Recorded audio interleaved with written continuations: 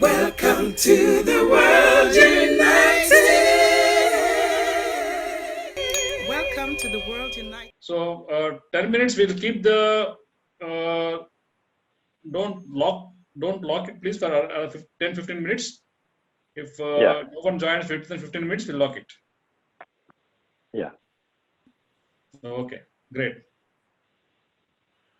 Okay. So I'm a slumdog millionaire here. You remember that? Where did you get that? You remember that movie, you guys? Yeah, the famous Oscar. Yeah.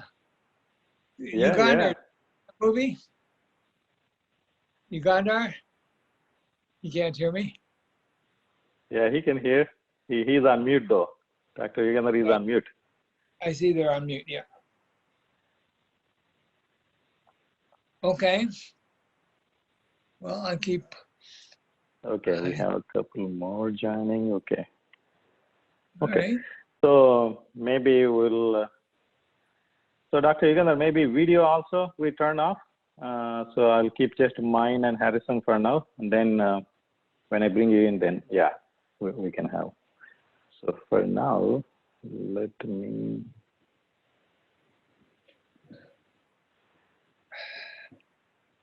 So Harrison, I'll put focus on myself for a bit, and then I'll give you your introduction, and then ask you to start talking about yourself. Yes, Then go we'll ahead. go from there. Yeah. Whenever you're ready. Okay. Let's I see. see where. Okay.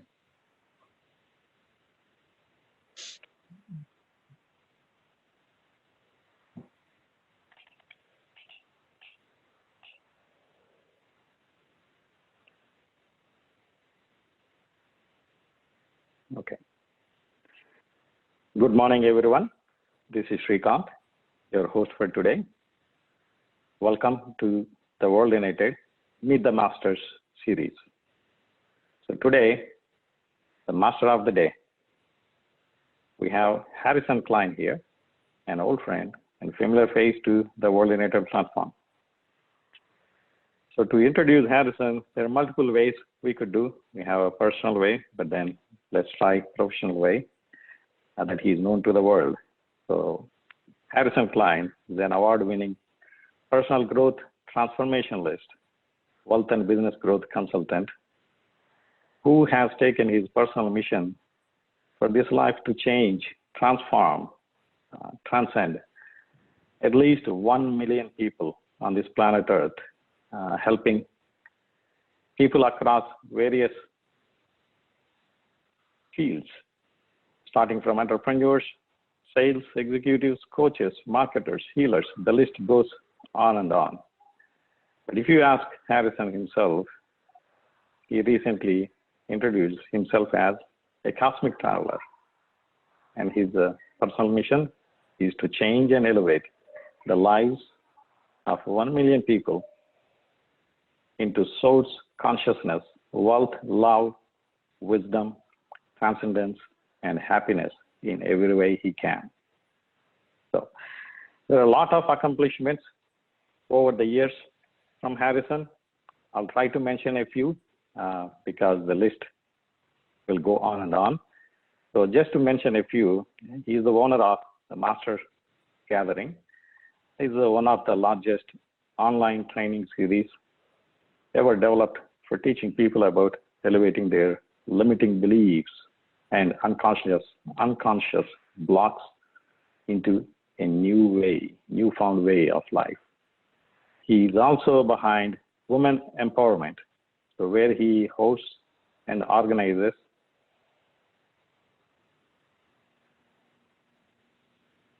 in introducing most successful women in the world. And he also is a principal partner of I Am the Group. He also developed information and popular products around the leading edge of spiritual, metaphysical coaching industry, as well as he also speaks and produces events for the personal development field. So I think enough is enough. There's a lot more. to come from Dr. Harrison. And so today,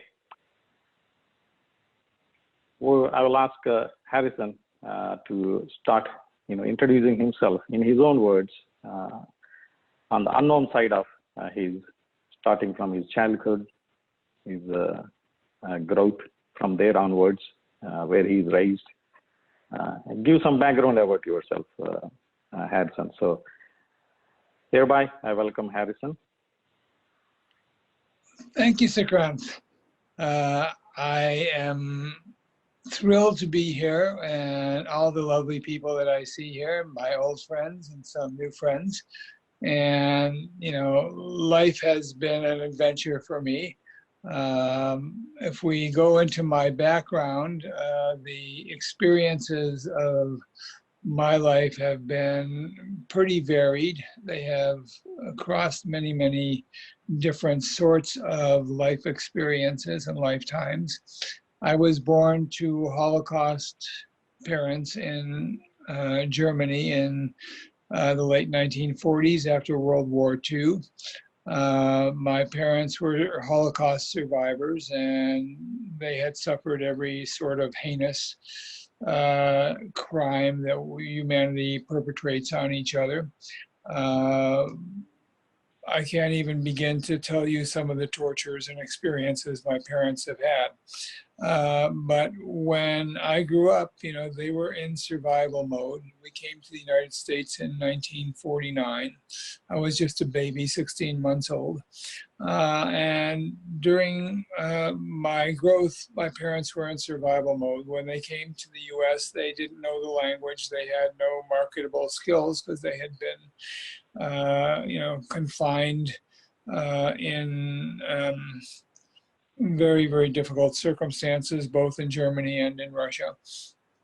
And so the experiences of my early life were wrapped and completely permeated and immersed in a fear-based consciousness, which took me into a great withdrawal to the time I was 28 years old.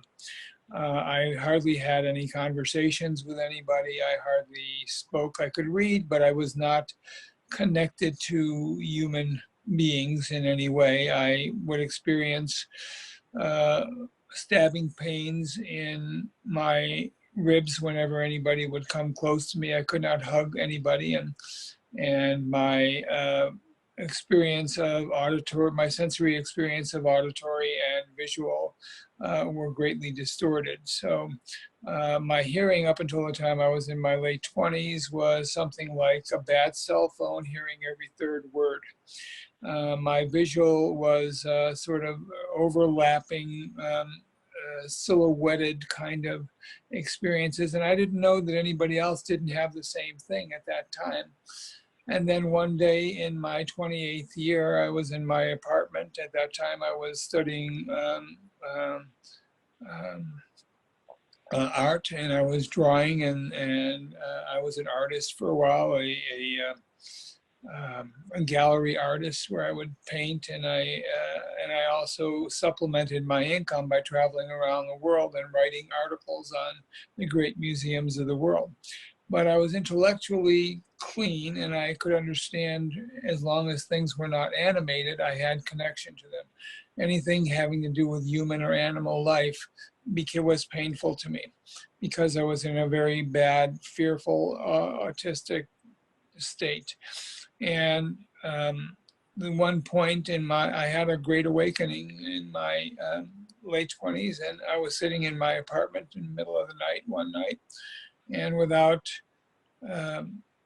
warning, I suddenly was yanked, my consciousness was yanked from my body, and I went spinning through the universe in a tube of white light. Colors coming at, I was at a velocity beyond comprehension, fast speed as the light, speed of light or something. And colors were coming at me, patterns were coming at me, planets were birthing and dying, universes and galaxies were spinning. I was experiencing a sort of a big bang, sudden enlightenment. The Japanese call that a satori. And the experience was dramatic. And when I have no idea how long I was in it. It could have been, 2 minutes. It could have been 20 hours. I have no idea. But when I was deposited back in my body, my senses became highly advanced. For the first time in my life, I could see vibration. I could see pulsations of colors, reds, yellows, greens, blues, whatever. My hearing was more than normal. Not only could I hear normally, but what I couldn't hear across a table, the night before or the minutes before this, I could hear 20 yards away in complete clarity. And after that, my psychic senses became enhanced. I became clairvoyant and clairaudient and clairsentient, and life began a whole new thing. So it was a whole different lifetime, and I attribute all that to sort of a Green Beret training field where you have to go through much pain and difficulty in order to become a master at what you do, and then the outcome gave me purpose in life to help other people transform into awakened states and businesses to flourish through the awakened state. I hope that's not too long of a rambling introduction. No, it was good. It was perfect. Okay. It was perfect. Today Thank you. Thanks for that. Yeah, go ahead.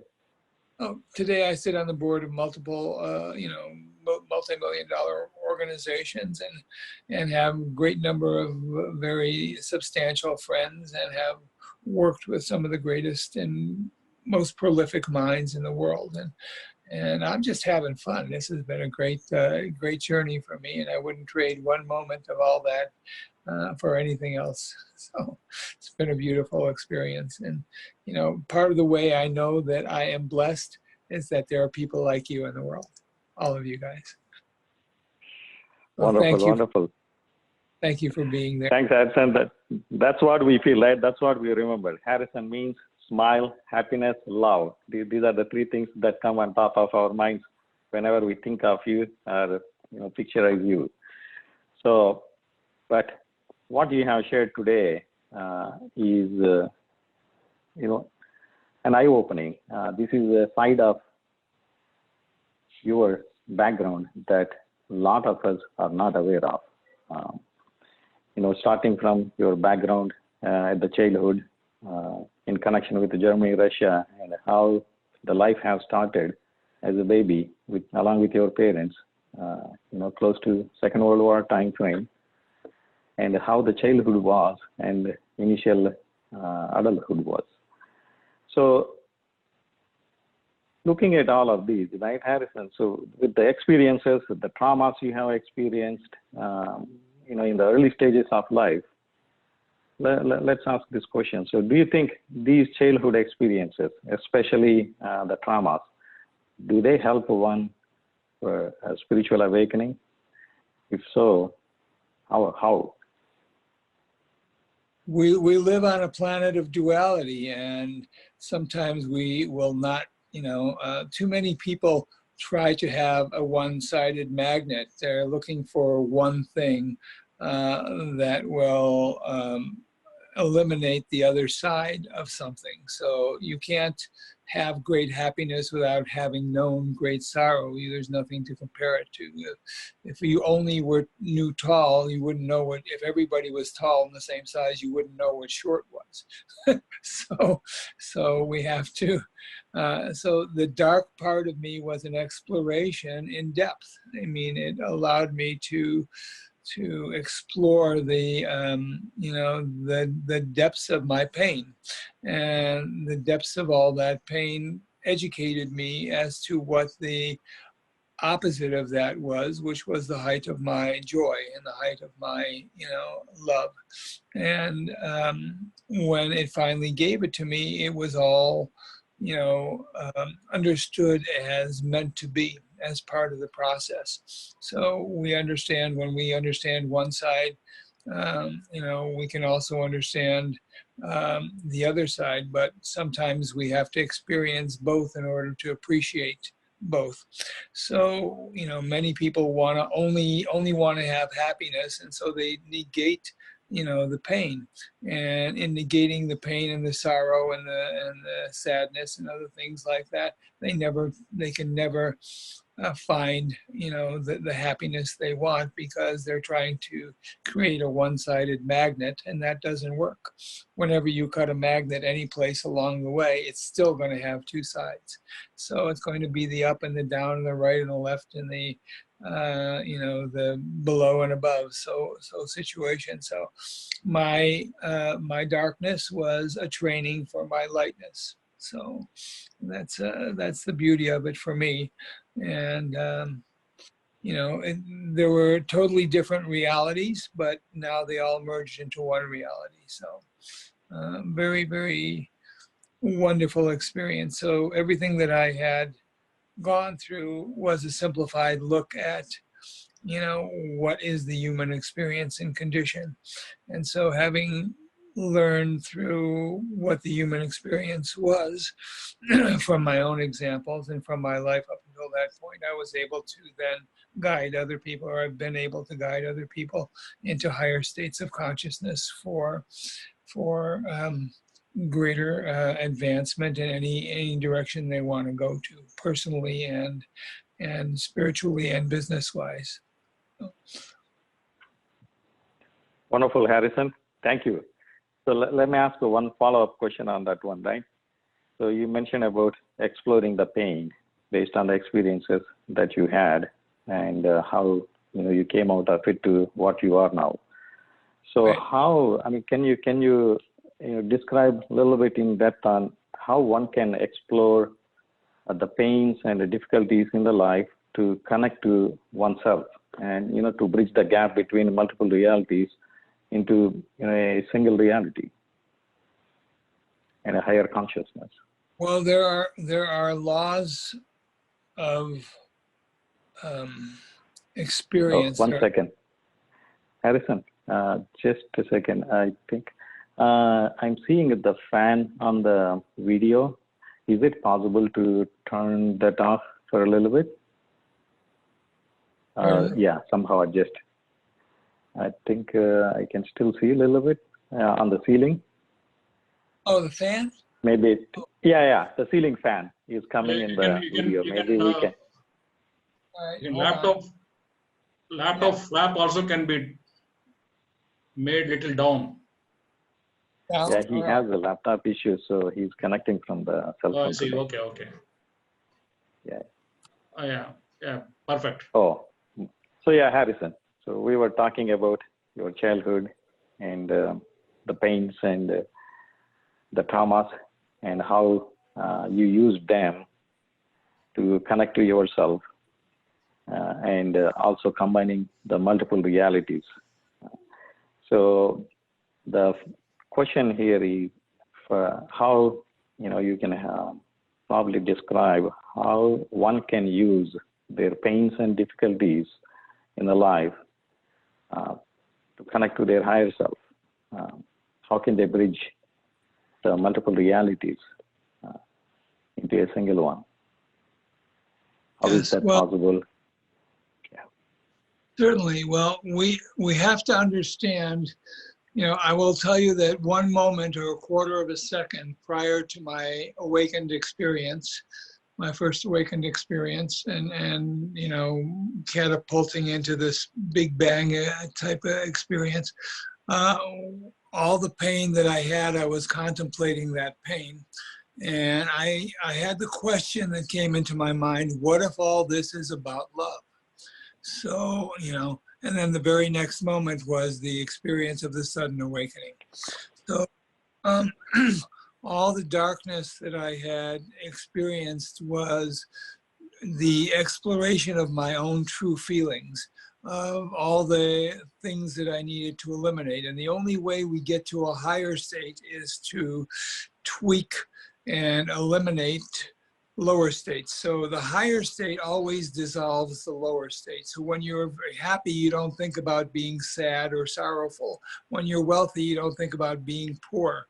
You know, when you're strong, you don't think about being weak. It just doesn't, you know, if it comes up intellectually, it's strange, but the normal thinking process doesn't do that. So when you are in the dark state, the explorations are, who am I? The biggest exploration is, who am I? What is this environment? How did I get here? What are the origins of these feelings? And you know, how do I cope with this incredible sense of sorrow and pain and difficulty and you know, disassociation? How is it that I have rejected this whole world and still not found myself? So those kinds of explorations are the key to actually moving into higher states of consciousness, because the universe by law gives you what you intend, but also creates the opposite of what you are experiencing. If you are, how can I explain this? So it gives you what you don't want is a request for what you do want. So when you identify what you don't want, that request becomes what you do want. So the opposite of that is what the universe will start to direct you for. So when you say, I don't want this unhappiness, I don't want this sorrow, I don't want this pain, you know, that exploration will start to create the dynamics that will unleash, you know, the happiness and the pain at some point. So you will begin to see what's wrong, and you'll begin to see, you know, what you need to eliminate in yourself to let go of in order to come to the higher state, to the better state. And the way it works is, you know, actually both universal law and also by, you know, the process of duality. So those two things have our principal experiences. We have, and there, you know, and there's a great deal of magic and sort of beauty in the sorrow as well as in the joy.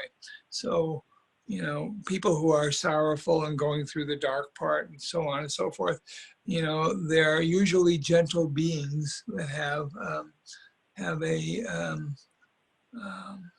good heart about what they want to give to the world, but don't know how. So the pain is the teacher. The pain is the teacher to what they want to see happen in the world. And it is purposeful. The universe gives it to you on purpose. If you have a big ambition, it shows you the obstacles you need to get through. And the obstacle is the way to get through to where you want to go. So all suffering is a misperception. So what you learn is what you have misperceived. And then from the suffering, from the misperception, you begin to see clearly, and you begin to understand that you are 1 to many seconds off of the moment. So all you're working through the faculty of memory as opposed to the faculty of being in the moment. And that is a whole other awakening in and of itself. Am I making any sense here? Yes, Harrison, perfectly, right? So you so nicely sneaked in two things there, and not only answering, you know, how you can use a difficult situation in life and the pain towards your self-exploration and how it helps you connecting to your higher consciousness, but you also sneaked in universal law of attraction and how how that works. So yeah, go on. No, I mean, you can ask me a question about that. I mean, we have, you know, we're always in the exploration of who am I. That is just part of the human condition and part of human being. So the two most important questions on the planet are, who am I and what am I feeling? once we have those questions answered, then we now can turn our consciousness to something dramatically good that we can give. Before that, we have to resolve those questions in order to be of value to other people.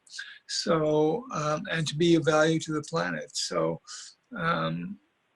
when we have come to the space of the, no self, of the being of awareness, pure awareness, our lives show a different dimension, show us dimensions of being that were formerly not seen. And, most of us live in a third dimensional world, which is only one small part of what is happening. There are so many different dimensions out there that are much more significant in terms of perception of our lives than just the 3D experience, third dimension experience. So if we want to explore dimensions, we have to understand how they're constructed. And they're layered forms of energy for different kinds of consciousness. And so, as we go from, being a point, which is the first dimension of consciousness, being my needs, my wants, me, everything about me. Like when you're born as a baby, all you have is my needs, my wants, my desires. When you go into a little bit of growth from that process, you become a line, like in mathematics. You are a point and you understand what's on either side of you. You're a bunch of points lined up horizontally, and you see what's on the left side, what's on the right side. My family, my not family, my love, my not love, my hate, my friend, my enemy, so on and so forth. So the second dimension is about seeing these two different processes of your experience. The third dimension then becomes the one where most of us live in, which is the dimension of height, width, and depth, which is solidity in the third dimension. So that's an ability to look a little bit forward into the future, look a little bit backward into the past, to also have the knowledge of what's on all sides of you, and also then go into the depth of your experience as a learning tool. So that's the third dimension. The fourth dimension then is in mathematics and in life is the dimension of time. And that dimension as a whole begins to take you into a new place of being, because as you explore the usages and efficiencies of time, you begin to understand the level of your productivity and the energy that you are expending for different things. And then the explosion into the fifth dimension and above is a light dimension. What does light do? It splits darkness.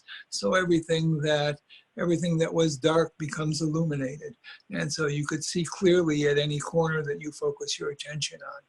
And then you become very creative, whereby you begin to do things and experience things you've never been taught, you've never seen anybody else do, and you begin to work in the process of creativity. And as you become creative, you become influential.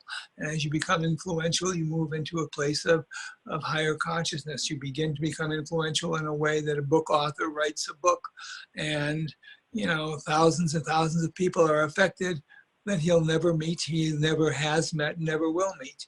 But yet his energy is what moves other people's consciousness and experience. So, and then the dimension above that starts to move into the God consciousness. And so that's a much higher state, whereby you are receiving intuition directly and in communication with source energy. So a beautiful place that, well, you get that all the time. And we move dramatically in between all those dimensions. We have glimpses of different ones, but it depends on which you reside in. We all have all those experiences, but we reside in a particular one that seems most comfortable to us. But the beauty of that model is that no matter what dimension you think you're in, first, second, third, fourth, fifth, above, you're always one dimension higher than the one you think you're in, because you couldn't know the one you're in without seeing the perspective, from a higher perspective. So it's a beautiful thing. Does that make sense?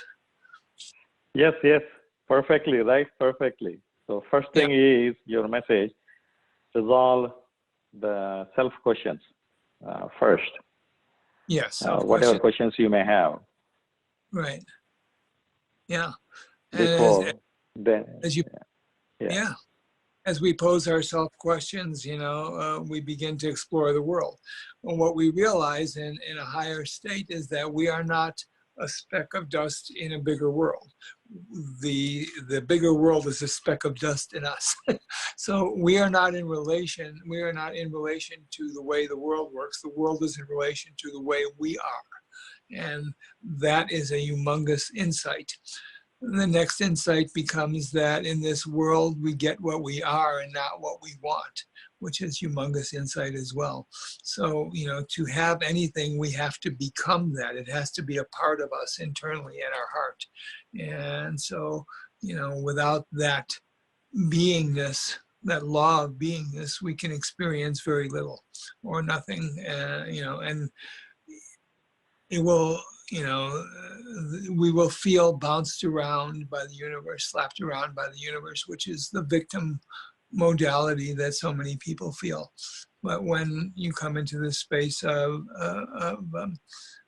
bigger consciousness where you understand that the world is in relation to you, that everything you see is a mask of God, and that you are a mask of God. And together we experience, you know, this beautiful connection. We have a transcendent experience, you know. So part of what happens in the exploration of ourselves and the growth process is that, you know, we want to think our way into higher consciousness, but until we understand that we can't think our way in, which is, it's a false construct, we have to feel our way in. And when we understand that we feel our way in, then we can open up the world to experience this greater us of the no being, no nowhere, no how, no space, no time, all these things. Wonderful, wonderful, Harrison. Thanks for that. Actually, I was going to go there next, but you already introduced to our audience, you know, the different dimensions of exploration and how you go from, you know, in your own words, one dimension to the second to the third, and how you expand your consciousness levels as you go. And also, I think your point is key, right? So even though you explore so many, but at any given point in time, you have the choice and freedom to pick and choose which dimension you want to stick to, and it may be varying time to time, right? So, right. Yeah, thanks for all of that. So before that, I was actually going to ask, you know, you introduce yourself to your awakening moment, you know, after all the things we have experienced through your early part of the life. So could you give some insight for our audience on, from that point onwards, you know, what is your spiritual path and how is the journey so far from then till now? Okay, sure. Well, I began to explore what my perception of this awareness was. And it was frightening at the beginning because the experience of the awakening gave me so much more energy than I had prior to that moment. So it was like standing on the prior moment was standing on the platform waiting for a train. The moment of awakening and onward is like jumping onto a moving train at 100 miles an hour and trying to hold on. So the energy expanded really dramatically, really fast. It was a space of unknown, and that was, of course, uncomfortable for a long time because I had never known the unknown. No one can know the unknown because if it were known, it wouldn't be the unknown. So I began to explore, you know, what was this that I was experiencing, and it was a pure energy, and it was also a communication on a larger basis from source.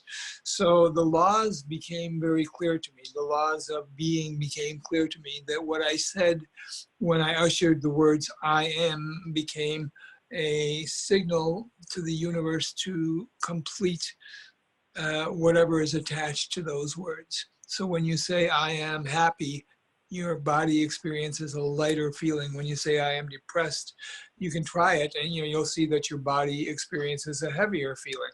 When you say, I am a great husband or a great provider or a great whatever, you're going to experience something that is a way to bring those energies and those understandings that you have about a particular thing, shaping the energy into an experience for you. So we shape energy. So the laws of being became something that, became very fundamental in my growth experience from that point on. And what I realized is that you can't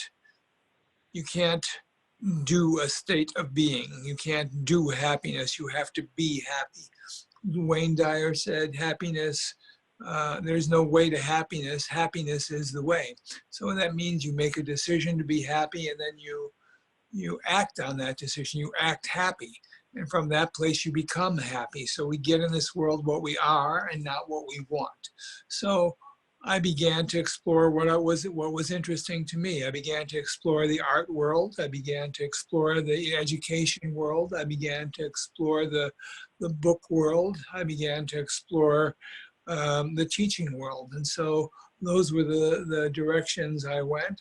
I spent time as a public school teacher, a university instructor. I then left that to become an entrepreneur. And from the entrepreneur place, one of the interruptions in my entrepreneurism, I was in the financial community for a while. One of the places that I evolved into from the financial community was the movie industry. And so I was in the movie industry for 3 years and as a producer, and that was fun. And then when that fell apart because of 9/11, I never went back to that industry and just became a teaching entrepreneur, became a consultant to business and a consultant to human beings. And I have lived in that space since. And basically what I experience now is sort of the emotional laws of success. I am able to identify, the correct emotion, because success is an emotional experience much more than it is an intelligence experience. And I began to identify how that works for other people and for myself, and that has been a lifelong study.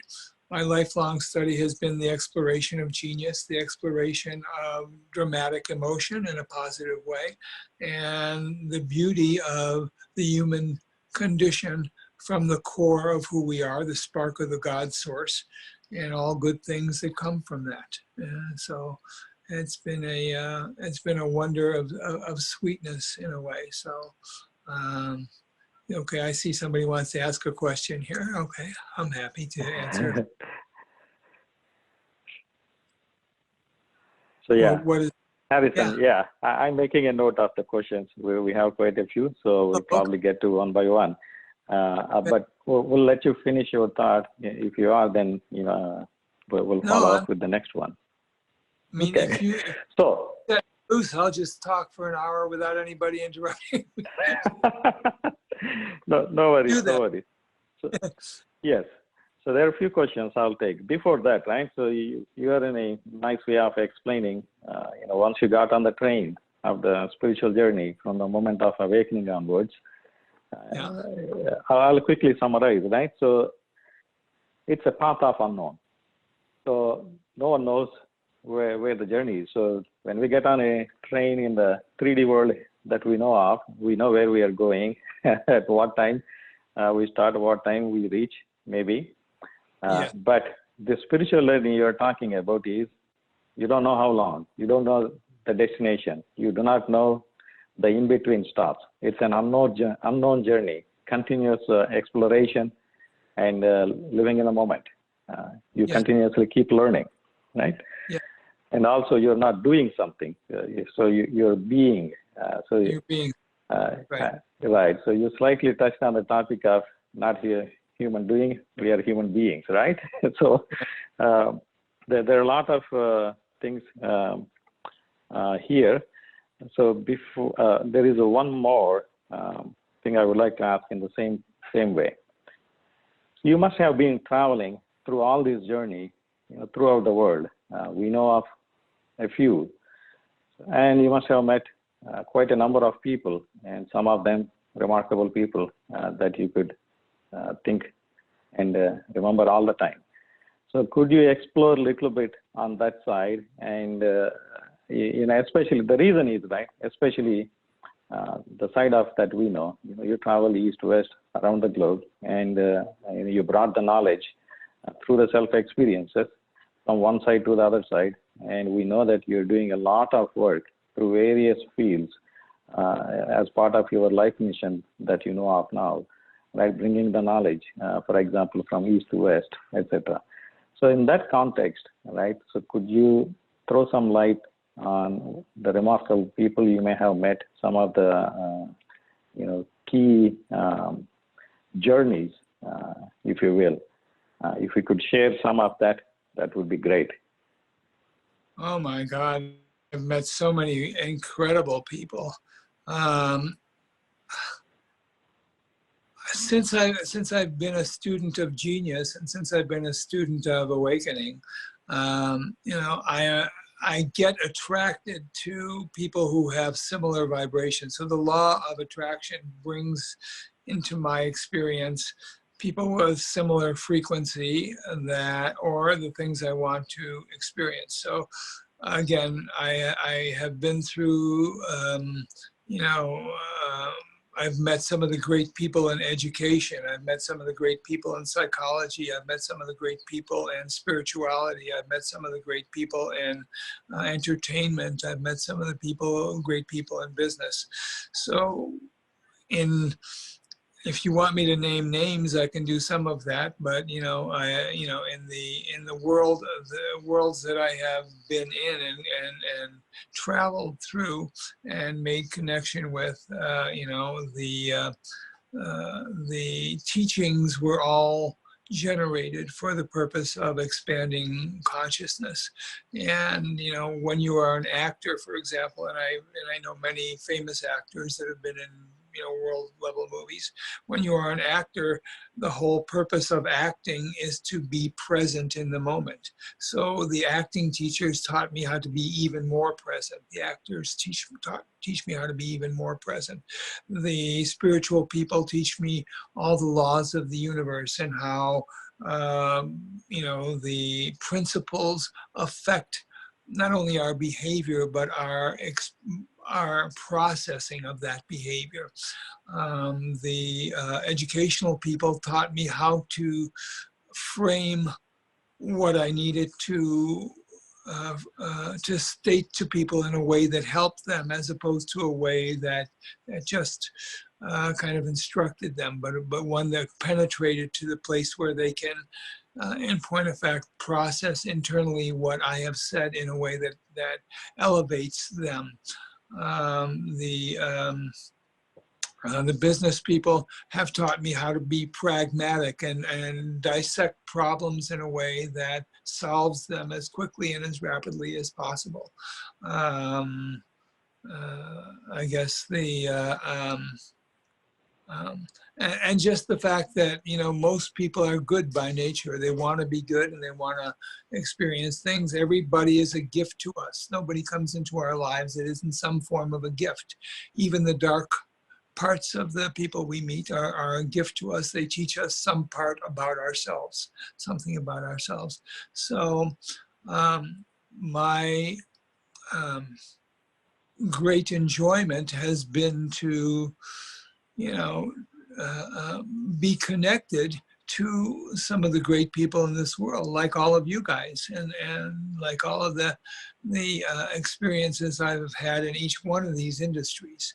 And the process has been a joy in every way. So I get to go through a very simple sequence that helps me not only to understand, but helps me to transmit the same frequency and message to other people, which is basically going through the process of attention, concentration, meditation, and then contemplation, and then transcendence.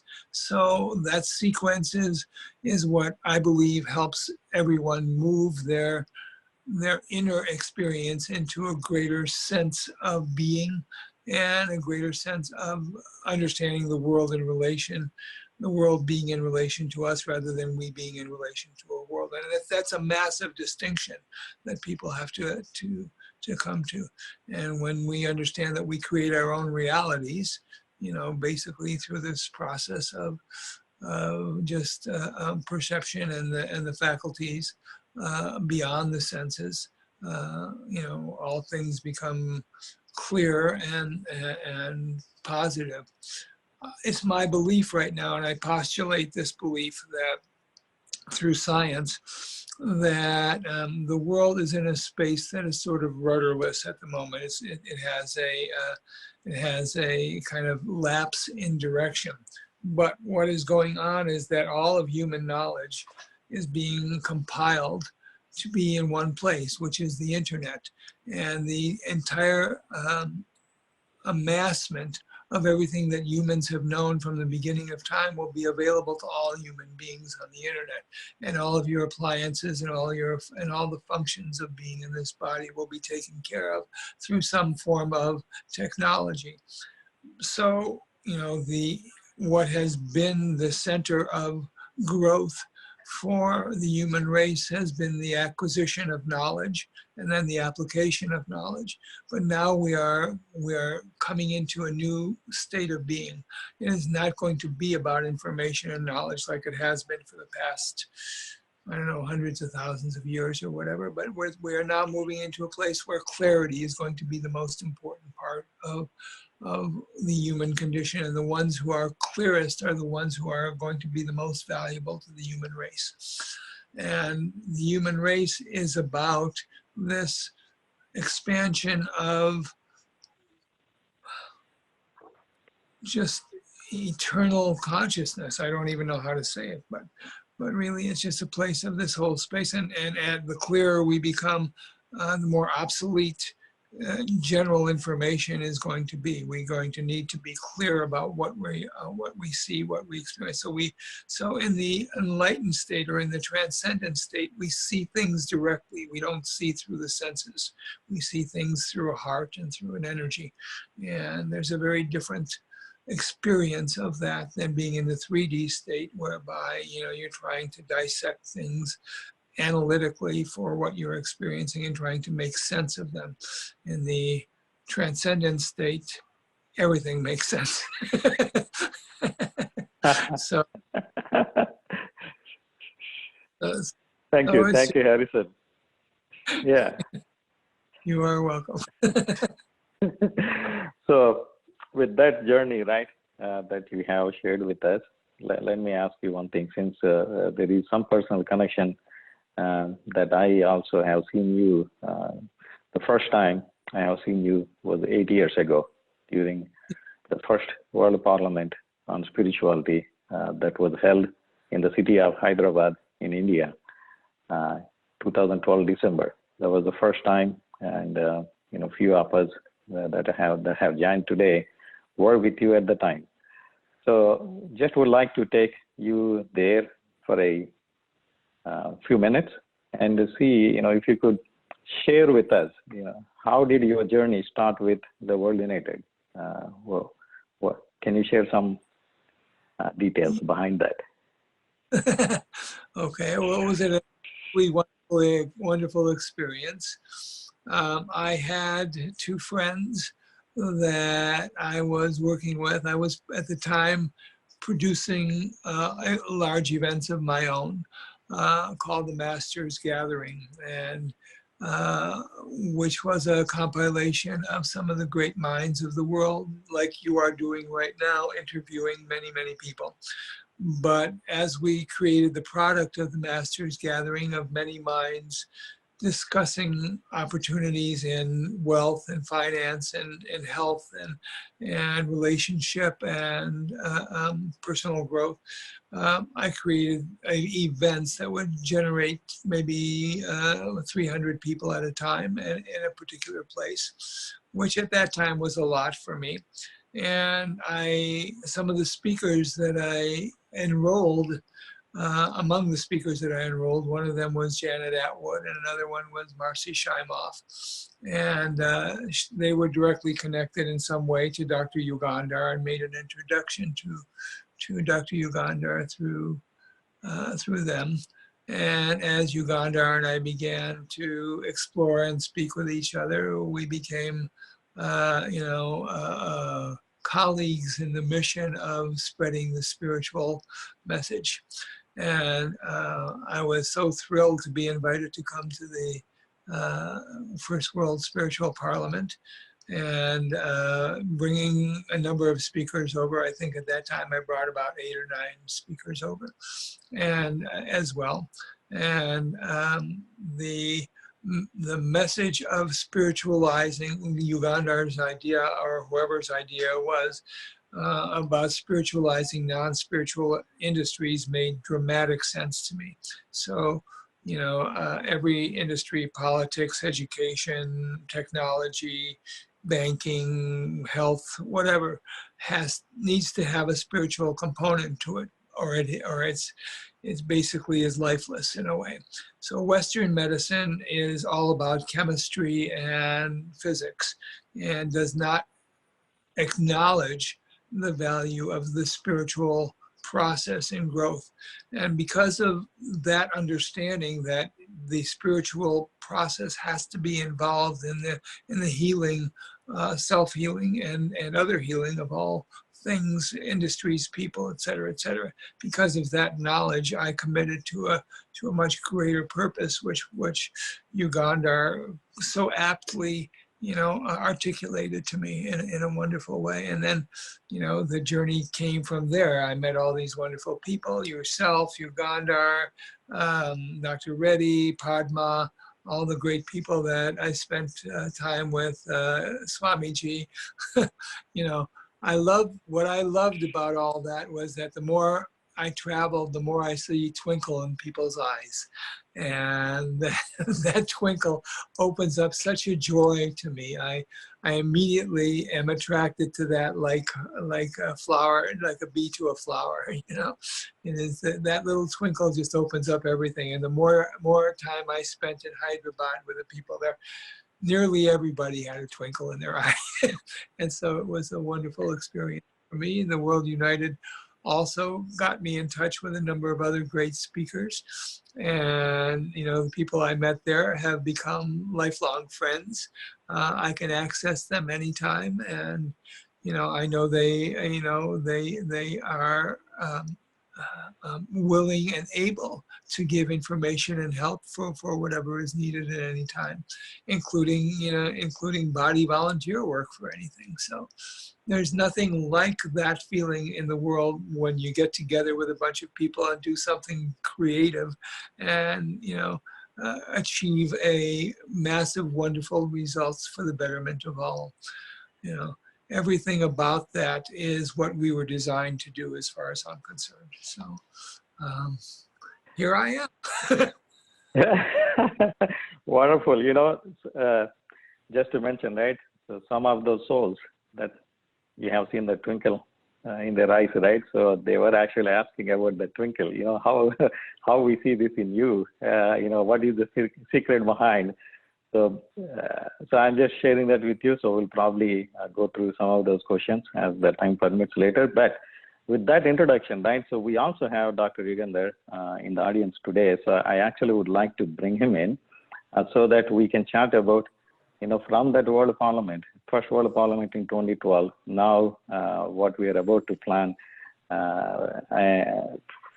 which would start in the next few weeks.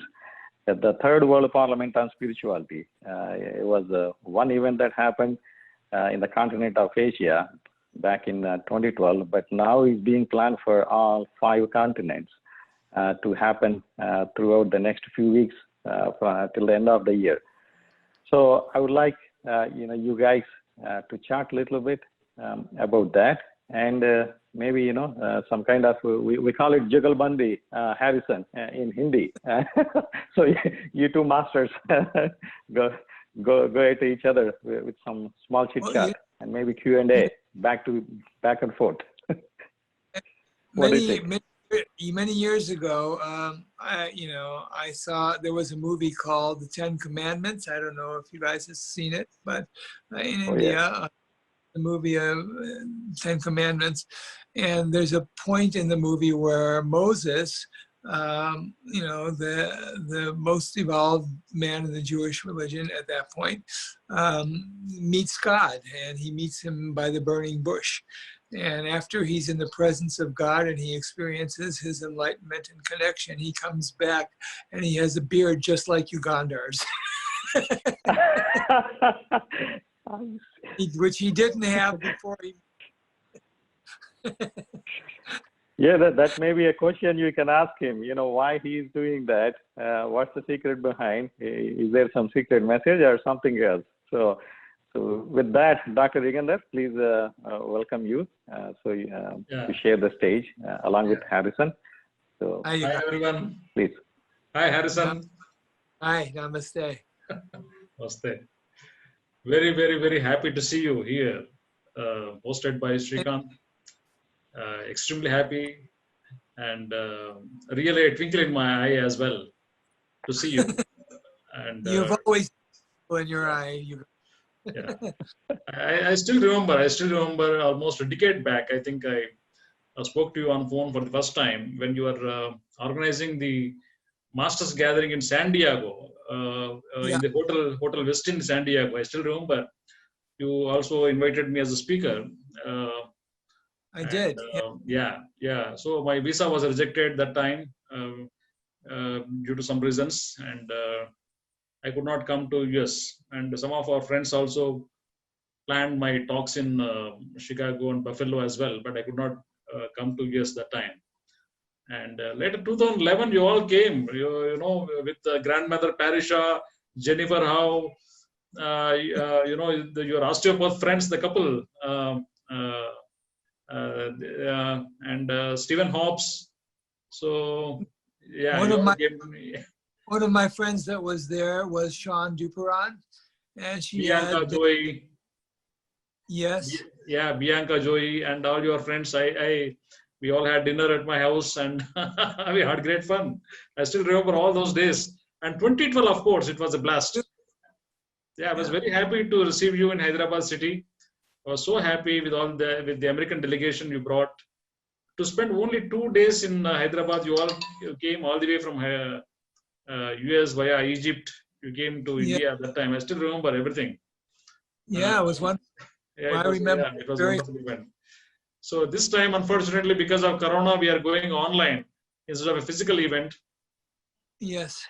And because of this huge size of population, the plan is to go continent-wise instead of one single event for entire world. Yeah. Yeah. So yeah, for North America, definitely, of course, we are going to have a very great event under your leadership and your guidance and assistance. Will make it a very great show. And yeah, I'm very happy to. Yeah, please. One of the people that I brought in 2012, I believe, I don't know if it was the first one or the second one, but one of the people I brought was Sean Duperon, who was a Nobel Prize nominee for peace. I was waiting for the session after the fabulous session for the last batch, which was really overwhelming. So I was really waiting for this session. Kudos to you and the whole team. Really wonderful. Thank you. Thank you so much. What am I hearing? We have the spotlight on our beloved Mansi. She's the co-founder of Want to Life. She's Hi, Sari. Can you unmute, please? She has touched so many lives, and she has. One second.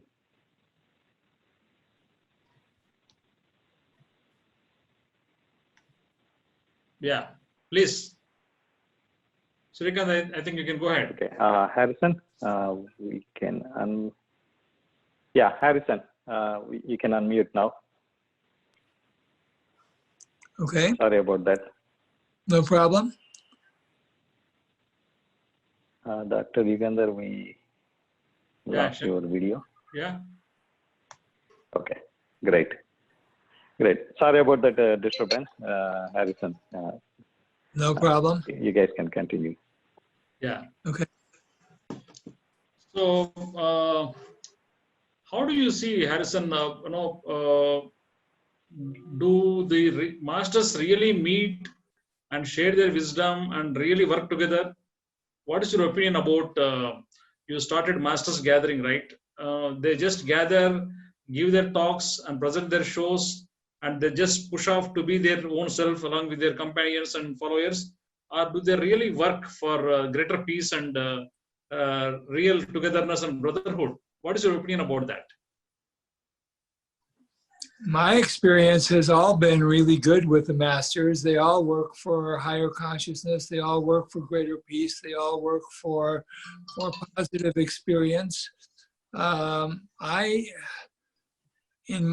my experience, I have not met any, great master who has not had, 100% heart and 100% mind. So, all things considered, the greater good of the whole is completely considered in all actions. So that process is one in which, the messages of love and joy and compassion and discipline and savvy are transmitted between people. And as we begin to learn each other's ways, we expand in our own dimensional process of finding, more out about, greater numbers and greater effect on the world. So all good things considered, masters are masters, and they, I don't find very many, or if any, really, that are highly egoistic or that are even egoistic. They wouldn't be masters if they were highly egoistic. They would be perpetrators. But if they're really masterful, they always work for the good of the whole, and that's a wonderful thing. Yeah. And each one has an individual direction that they help people who resonate with their message, ascend to. So, yeah, masters are great, and the more we are able to learn, the greater becomes our effectiveness in this world, and apply. Yeah. Yeah. So what has been what? So what is, yeah, with so much of followership across the world, with so much of people who blindly follow the teachers or gurus, whatever you call it, yes. in a structured way, in an organizational way, in a conditioned way, just because the master claims that this is ultimate, some other master claims that as ultimate. So how do this followership type of thing, a type of spiritual fundamentalism, whatever you call it, can be broken and make them really wise? What is your opinion about that? The heart knows better than the mind. So, and intuition is, something we all have access to. And in my experience, in my opinion, is that we always know the truth of what we are experiencing. So we simply have to explore it. Sometimes our mind separates us from the experience because we want something more than we see something. And so, yes, there are many people out there, many charlatans out there who want to, create or achieve power or wealth through this process of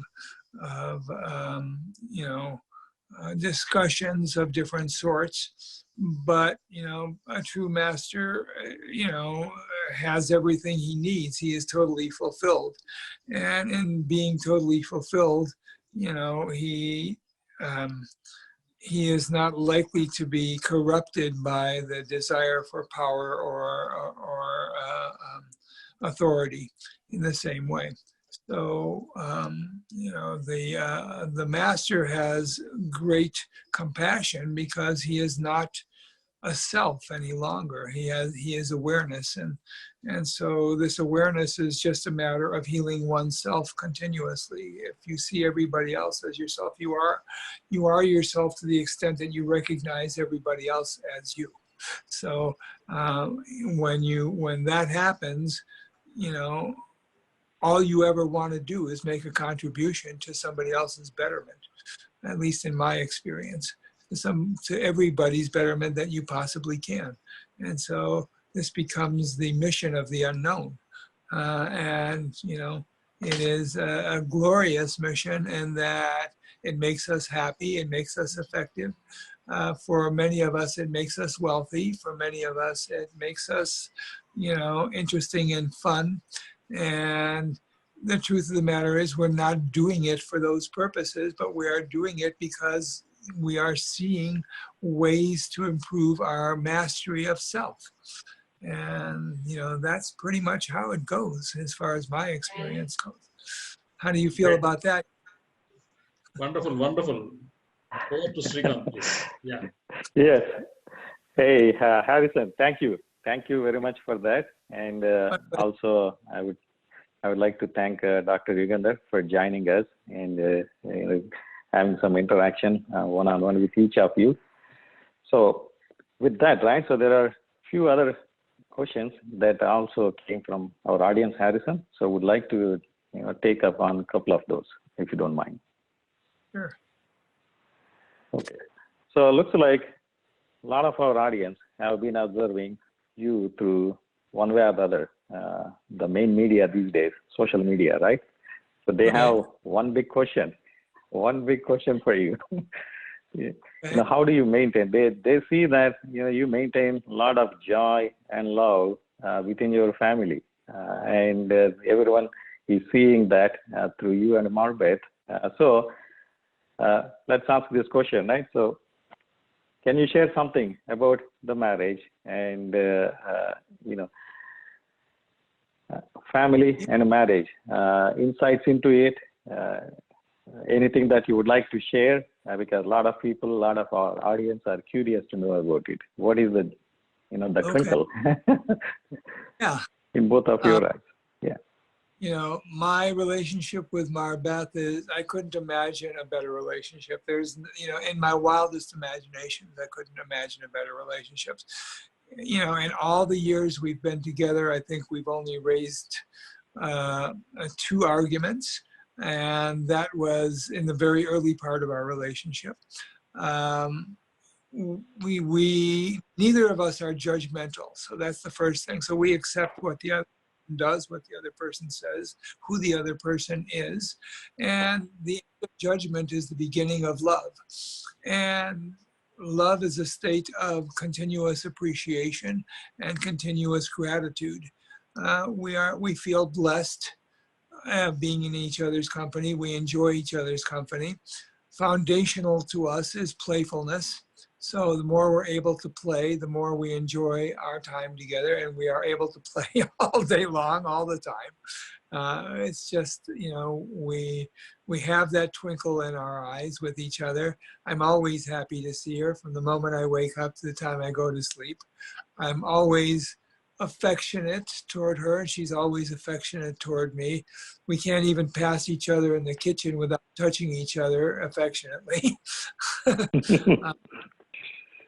You know, our relationship skills are completely enhanced by the fact that we are, you know, we have commonalities in our love for music and our love for people and our love for, you know, effectiveness and our love for excellence and our love for spirituality and our love for, you know, making everything that we touch better and lighter and feel good. We're always reaching for the best feelings we possibly can, and especially about each other. So all day long, I realize that women need compliments in the same way that men need air. so, so I want to give that to Marbeth continuously. The other part of that also is that, when we don't in any way focus on the petty things. We don't care about the little things that go wrong, because we realize that we're bigger than that, and that we don't have to be irritated by little things, which are mostly petty, that people fight about. Because we are abundant in ourselves, we have no aggravation or negativity about being secure. So because we are secure, we are able to become creative. And as I said, one of the greatest joys of living in this dimensional beingness and this flesh body is to do a bunch of things with other people that are creative together and have creative results. And so, everything that we do is for each other. I'm her greatest fan, and she's my greatest fan. And, we can be together, and a lot of people have irritation when they're together with their spouses for long periods, but we can be together 24/7 without ever having a single negative moment. So, I don't judge her. She doesn't judge me. We just have fun. And, every time I see her, my twinkle in my eye gets bigger, brighter. Simultaneously, that's what we're all seeing, right? That's what comes across to the rest of the world. So now you're hearing it. We all see that. And we love to play. I mean, one of my greatest joys is humor and playfulness. And, I believe that, the universe isn't going anywhere. It's not trying to achieve anything. So if it's infinity, and since it has everything and it's not trying to achieve anywhere and going anywhere, what does it do? It plays. So we all play. So as we play, we harmonize with the universe, and then the universe gives us everything. Kafka said, you need to do nothing but sit in a seat quietly, and the universe will reveal all of its secrets to you. And I believe that. Well, see, there is a saying also, Harrison, that we hear, probably even some of the famous people did also say that the world is a big stage for all of us to play, right? So either it is in that sense or the other sense. Thanks for sharing all of that, right? So the key for our audience, right? Yeah, Willie Shakespeare said the world is a big stage and each of us are players. Yes. So, one of the laws of human evolution is the law of roles. So what roles do we want to take on? And as we understand that they're only roles, they're just something that you play. You're an actor taking on a personality. That's all. Otherwise, you're pure energy. So I enjoyed that process. Again, what actors have taught me is to be more and more and more present, regardless of circumstances around us. And of course, when you are super present, there are no difficulties around you, because you notice everything. You're alert to everything. So it's a beautiful state. Does that help? Of course, right? So few things. I mean, if we go back to the topic of the discussion is marriage and relationship, right? So the few tips we have given to the audience: don't be judgmental, right? So don't argue about petty things. Right. And be appreciative of each other. Yes. And be always playful. So I guess you mean to say, be like a child, right? So be in the child consciousness, be always playful. The key to my awakening was releasing the inner child within me. And so Marbeth identifies me and describes me often to other people as being 7 years old. So. Such a coincidental, Harrison. So I think the other day we were talking to Dr. Yugandhar and trying to get some insights about him. And that's something similar, strikingly, he said, right? So he's still the, what is it, 7-year-old child. So he hasn't grown. He has grown physically in this world, but the consciousness state is still back to like a child's age. Yes, it is for me as well. You know, there are. I don't believe life is as serious as so many people paint it. I believe that, you know, the foundation of being effective in this world is to enjoy your experience. And, you know, the more playful you are, the greater the enjoyment. And that transfers to other people. It's very contagious, much more contagious than COVID. So, you know, everybody you come in contact with when you are happy is a frequency experience that transfers to somebody else. So, you know, I hope that, you know, I've made your audience happy. I hope that we all experience, you know, greater elevation for as long a time as we can carry it. Our bodies were made to handle as much joy as it can, you know, at any given point. They weren't made to suffer. We weren't born to and designed in this world to suffer negatively. We were designed to enjoy the experience of coming into an incarnation so that we could see and expand our perspectives on things through experience. So all of that is joyful to me, you know. And I remember a story that I read one time where two soldiers were in a battle, and they ended up killing each other, and as their each soldier's soul rose with at the same time the other soldier's soul rose, and they looked at each other, they high-fived each other, and they said, "That was fun. Let's do it again." So that was for reincarnation. Wow. So you're sneaking in another topic here with 1 or 2 sentences. Yeah, it's very itchy to not to go into that topic. But again, let me pull back for a second. Sure. And see, I think there were some questions, so I want to pick one of those. So yeah. Okay, let's see this one. Since you know, we started talking about, you know, we are not born to feel suffering and pain, right? So that comes to Harrison based on what you said. Once you self-explore and realize, and you elevate your consciousness, then you know, you get to be in that state. That state becomes you, or you become that state. So someone is asking that if you are feeling sick, and then is it appropriate to say, you know, yeah, I am healthy, and then, you know, would that actually have any impact when you feel whatever you think you are in pain or difficulty, saying it the other way, or how do I take it into a positive sense? How to, I guess the meaning of question is, how do I come over that by just saying it to yourself? Would that have any impact? I think you slightly touched on this a little bit on the laws of the nature and how they may react. This could be one of them. But if you could elaborate on that, that's one of the questions. Sure. 2 things. Whenever we are unhealthy, it is because we are not giving love to some part of ourselves.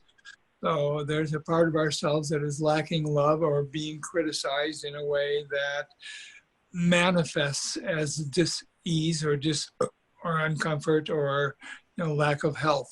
So it is about where and what we love. So the words "I am health" are a dramatic instruction to the universe to complete that experience or that statement. So as long as we are consistent in not deviating from that, yes, you know, but there's one part to that needs to be explained. You can say "I am health," and that will begin the curing process dramatically. But the important part is that you have to say it with as much emotional conviction as you possibly can generate. And when you say "I am health," and you are doing that emotionally, you know, the dynamics of the law of attraction begins to shape the energy in and around you to experience and express that through the physical plane. So yes, it absolutely makes a difference.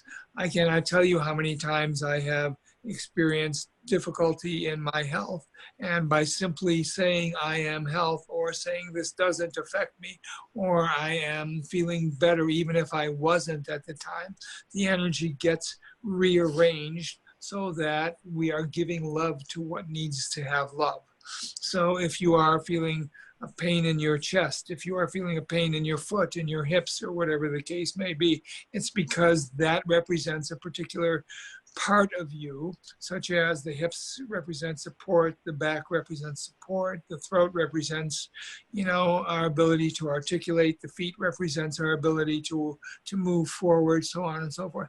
So those are areas you are not giving support to if they hurt, or if they are diseased in any way. So as you begin to love those understandings and give them joy and give them appreciation, okay, I haven't in the past appreciated my colon or my, pancreas or any of those kinds of things because I've abused my lifestyle through bad eating and through difficult habits and so on. But now that I know that this is an area that is difficult for me, what are the ways to get better? And now I'm feeling better. As you begin to tell yourself you're feeling better, our self-talk creates our reality. So yes, the words I am health makes a difference. And it makes a big difference as long as you are emotionally, as long as you say that with conviction, emotionally convicted to that understanding. The more you will believe it, the more it comes into your reality. So, and all you have to do to create a belief is to repeat that enough times until you accept it as a truth. And so if you do that continuously, that will open up the ability to become healthy. That is the spiritual process. Thank you for that question. Good question. Harrison, wonderful. You know what that reminded us of? There is something What? that's in Sanskrit. We call it the Trikarana Shuddhi. Okay, so what that it boils down to three words: Manasa, Vacha, Karmana. So Manasa means you believe in it. You whatever it is that you are saying, right? You strongly believe with your mind, 100%. Yeah. Vacha is you say it. You say it with the 100% conviction. So you think about it. You believe it in your mind, and you say it verbally with the 100% conviction and karmana. And also you align your actions with that part, with whatever that it may be, that your intent is. So that's perfectly what you have explained. Thank you so much for sharing that. Well, intent is magic. So you have to intend to be healthy, or you have to ignore it and let the universe just take care of it. Started now. I feel like it's just started now, because before, like for the past, can someone mute? Like what is? Sorry, Harrison. I think someone unmuted. All right. Okay. Beautiful interruption. Yeah, so that's a wonderful message, though. Wonderful message. So at the end, so to recap, the question we had was, if you are feeling sick or if you face adverse situations, you can start changing it. If that is your intent, whatever your intent is, you strongly believe in it, and you can say it. Whatever your intent is, you can say it, and also align your actions, and the laws of nature would act on it, and you would see dramatic improvement in Harrison's words. Yes. Thanks. So the Zoroastrian culture says good thoughts, good words, good deeds. So the same message goes through, and the two most powerful words in this third dimension of the human state is I am. So I am are the words that shape energy, because they place you directly into the moment and the energy of the moment. So when you say I am healthy, that is an instruction to the universe to take that health declaration into completion for you. So again, and if and the words believe, well, the word believe is constructed from two words: to be, that is to exist, and to live and leave. So believe, it means to live in a particular being or a particular state. I believe. So I am, and I'm living that. And that's what generates and shapes the energy, sculpts the energy in the way that you may want to have it happen by using the words I am as the declaration. And no experience can come into being without the words I am somewhere inside of your mind or in your heart. Thank you. So that's, I know I haven't mentioned that earlier while introducing to you, but I am is one of the big movement that Harrison has taken upon himself to play his role. So just so that our audience knows. So Harrison, before we wrap up, right? So one thing would like to ask, what is your final message to our audience today? And also, what would you like to say to people all over the world to join the third World Parliament on Spirituality, since that it is virtual, being planned as virtual now? Anyone can join from wherever they are with a click. So, please. Awesome. Well, my message to the world is always about, coming into the higher space of who we are. Foundationally, that depends upon joy, happiness, and love, and that the greater our ability to access those good feelings within ourselves, the greater becomes our effectiveness in the world. The second part of that is that, the World Spiritual Parliament, has great minds and great Third World Parliament of Spirituality has great minds, great people, and they are all coming together in the idea of joy. People who are happy, people who are loving, do have no need to harm each other, have no need to take advantage of each other, have no need to experience anything but, collaboration with each other. And so my message to the world is have fun in the process of collaborating with as many as you possibly can. Again, it is so incredibly wonderful to connect with people and to be able to creatively do something with other people and get a result that people really want and that delights them. So beauty is the delight of the soul. And so the Third World Parliament of Spirituality is a thing of beauty in my estimation. And beauty is what delights the soul. And as the soul is delighted, we transcend, become better human beings, better species, better caretakers, better stewards of everything that we are given in this planet, and then make a difference in the ongoing energy evolution of all things. So Third World Parliament of Spirituality. It's hard. That kind of rolls off the tongue strangely for me, but you guys know what I mean. But it's a wonderful experience to come together with some of the great minds and some of the great hearts in the world to extend and expand our consciousness, and at the same time to find deeper and stronger explorations of belief and love and joy in this world, and to participate in what is the cosmic convergence. So all good things to all people. A beautiful namaste to you all. And that's my message. If I can, be good to each other, love each other, have fun with each other, enjoy each other, look for the twinkle in the eyes, and embrace all the good things and stop worrying about the petty shit. Thank you, Harrison. Thank you. You are quite welcome. Thank you so much for joining us today on the Meet the Master series, presented by the World United, and sharing all the love and joy that you always bring to us one more time, sharing with us. I think all over the world we have audience, not only from US, but from different parts of the world joined today. Yes. Thanks for sharing this.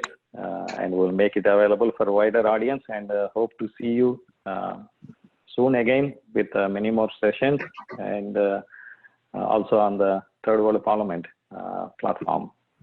Thank you, Grant, and tell Ugandhar that I'm going to try to make my beard just like his.